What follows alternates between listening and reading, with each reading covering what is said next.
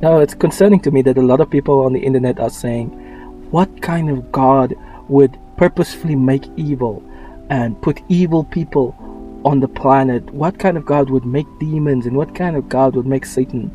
Like, if God was real, and God would only make good things, and He'd only do the right thing, and all sorts of things that people are saying on the internet out of pain and out of frustration. It's funny to me how people can say stuff like that, but at the same time, we just casually accept video games as a thing. Like, video game developers, aren't they just as bad?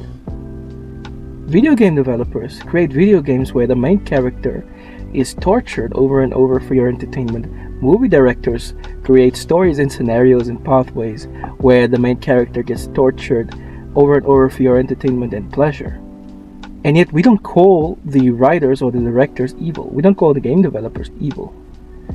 So how is it that we can just accept a video game to exist where there's only two pathways? If you take the wrong pathway, you die. You take the right pathway, you live. We are willing to accept the video games. We are willing to accept that video game developers and storyboard makers created those video games. Like, what right do you have to ask why on earth would God make evil? Because He can. So what if He made evil? Like, He's guiding you. If you become Christian or you become a believer, He's guiding you away from evil, protecting you from evil. He's giving you advice of what to do and what not to do. Like, it makes more sense for Him to create good and evil, light and darkness, if He allows you to choose between the two. Life would be boring and weird and monotonous if there's no evil. We can accept evil when it comes to entertainment, when it comes to video games, and we don't have a problem with that. But as soon as it becomes a little bit more personal, then we would say, yeah, but why does God make evil? Because He can. Just because He made evil doesn't mean He doesn't exist. Basically what you're saying is, you want a God that fits into your head. You want a genie that does whatever you want. That is not how God works. That's not how reality works. Just because you don't agree with God doesn't mean God doesn't exist. I don't understand a lot of people's internal logic when they try to reason out the existence of God. Yeah, but if God was real, He would... No!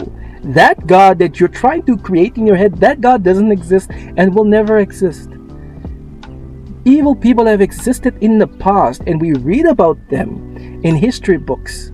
Imagine somebody reading about Hitler or reading about any other evil people in the past and say, this person did all this messed up stuff. Now, I don't believe that such a person can exist. What evil person would do that? The person you're reading about in the book did that and existed.